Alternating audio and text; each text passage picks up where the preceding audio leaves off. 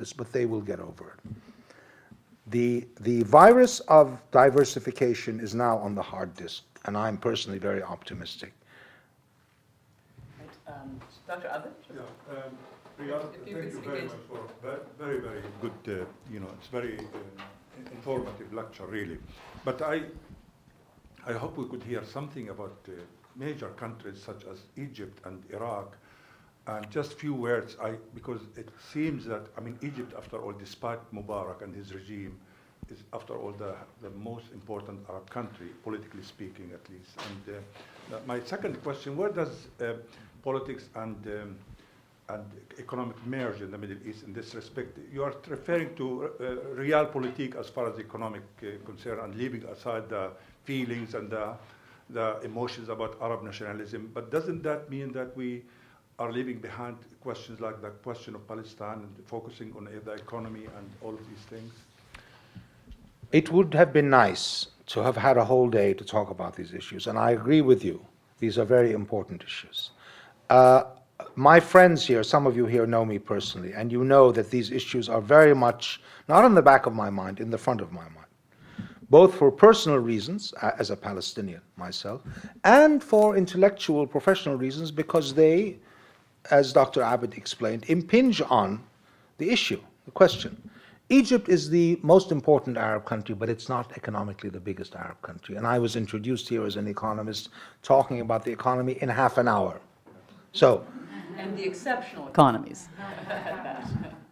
Iraq is potentially the world's largest holder of oil reserves. This looks like it's going to be, in the next 5 years, they're going to figure out that there's a lot of oil there, much more than they thought, because they haven't been looking for it for decades for various reasons, and now they can start looking for it, and there's a lot. And this explains the nervousness I have over Kurdistan, because the areas of Kirkuk and Mosul are extremely rich in oil, and this oil happens to be close to the surface. A friend of mine from Kirkuk told me a story about how his parents were building a house, and they were digging the foundations. They got down to about 3 or 4 yards, and there was oil. And one of the poor workers who was digging drowned in the oil. He actually drowned. There was so much oil. You have so much oil, you drown in it. The state of Pennsylvania used to be like that in the middle of the 19th century. This, of course, is a cause of instability. It's a cause of trouble. Regarding the Palestinian issue, I will leave that to Bibi and Mr. Obama. But things will probably get worse before they get better. Things will get worse before they get better. There's going to be either an explosion in the Middle East region because of Iran, Israel, etc., or there's going to be a 4th of July style major fireworks, not involving weapons or carnage, but a lot of loud noises and bright lights, so that people are worried about a war. A war may not happen, it may happen, but it's at the heart of it is this Israeli-Iranian thing, which of course, in which Palestine is very heavily involved indirectly. Yeah. Question from Molly Williamson. Thank you, Dr. Khouri, for your presentation. Could you say something about the prospects for an Iraqi central government Kurdistan agreement on a hydrocarbons law, so central to your premise? Before I say anything about that, and I'm not an expert, I would like to know the results of the Iraqi election, and who's going to be the next prime minister, who's going to be the next minister of oil.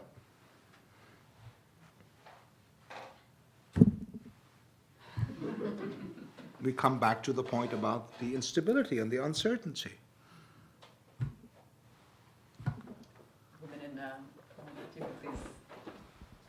Hi, I'm Lily Stern with the U.S. Department of Labor's Office of Trade and Labor Affairs. And your analogy about WTO accession and marriage I thought was a really apt one. And it made me think about Oman. Their accession, I think, was in 2005. Since then, a lot of policy reform, particularly in the labor area. In the last couple of years, an explosion of trade unions, and some talk about the prospects of the hospitality sector. It's not by any stretch the largest economy in the region, but I'd just be interested to hear your thoughts about the prospects for growth in Oman. I've never been to Oman. It's the only country in the Arabian Peninsula where I've never been. My brother goes there a lot, and my brother describes it as a kind of Muslim Switzerland. We talked about Kurdistan a few minutes ago, having the high mountains and so forth. Apparently there's something of that, more sand than snow, but there's something of that in Oman. All of these countries have extremely interesting tourism potential. The problem is that, first of all, your typical tourist in the world today is a guy who, with his girlfriend or with his boyfriend these days, goes off to the beach and spends 10 days drinking. And this is not acceptable in the Middle East region. And it's even questionable if the Middle East region has something more to offer than Greece or Spain or Mexico in this respect. However, an intelligent look at tourism potential will reveal things like architecture, archaeology, culture. In Jordan, we have a very successful business called medical tourism, where the old boy from Saudi Arabia who needs to have an operation on his disc comes over with his 3 wives and 17 children. They take over a whole floor of the Sheraton Hotel, which has a special passageway to one of the big hospitals. You can go through it without having to go out into the street and have everybody see you. And he has his operation done. The wives and the kids have a great time in Amman, because they're not the way the Saudi families are. They're not after the nightclubs and the alcohol and so forth and so on. Medical tourism, big business, very successful. In the case of Oman, it could be a niche kind of sea tourism to do with scuba diving. It could be an ecological trekking kind of tourism. I've seen this in other places. The potential is there. And the mindsets are changing. Dubai, to be fair, Dubai played a role here. Things went wrong, things went bad, and there were excesses and so forth and so on. But Dubai proved that it is possible for an Arab country to open up to tourism without destroying the entire system, social fabric, etc., etc. So if I had to just say one word about tourism in Oman, I would say upbeat. Yeah, Oman has one of the most expensive boutique hotels in the Gulf. The Shedi, $1,000 a night.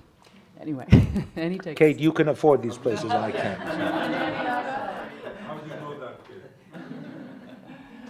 I'm not telling. Thank you, Dr. Al Khouri, for that. Salim Shurbaji, graduating in May from University of Michigan. Can you speak about the current economic situation in Syria? What are the factors that contribute to this current situation, and what is your future forecast? As the man said, I'm glad you asked me that question. I am something of a Syria specialist. I did my postgraduate thesis on Syria, and I have been visiting in Syria. I have family there, I have a lot of friends there, and I have business there. And it happens to be exactly halfway between my 2 homes, one in Beirut, one in Amman. I personally am very, very upbeat about Syria.